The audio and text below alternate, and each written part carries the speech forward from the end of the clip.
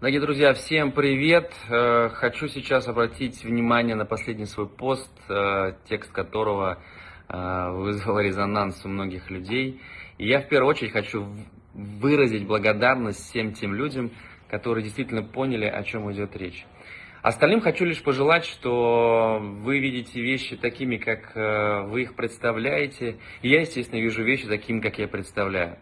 Но повторюсь, что хочу донести до всех информацию того, что нося одежды много, находясь в гардеробе в своем, где у вас куча вещей, которых вы не носите, но покупаете, и потом выбрасываете, вы тем самым загрязняете нашу планету. Я лишь говорю о том, что нужно носить одежду с осмыслением. Даже когда мы говорим какие-то слова, мы должны их осмыслять. Все правильно, все верно. Но и одежда на нас, она тоже должна быть осмысленной.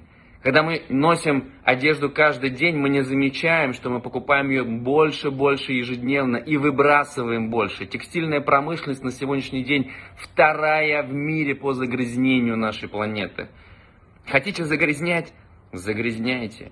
Я не хочу. И я буду делать так, как мне считается видно. Я буду покупать ту одежду, которая мне комфортна.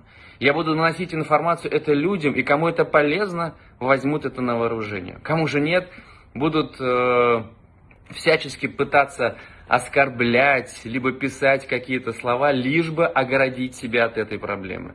Но несмотря на это, я всех вас люблю, даже тех, которые писали в комментариях не совсем красивые вещи по отношению ко мне. Любви вам, друзья, счастья, когда все на планете научатся любить и относиться друг к другу с пониманием, наверное, жизнь будет совершенно другой. Хорошего дня всем!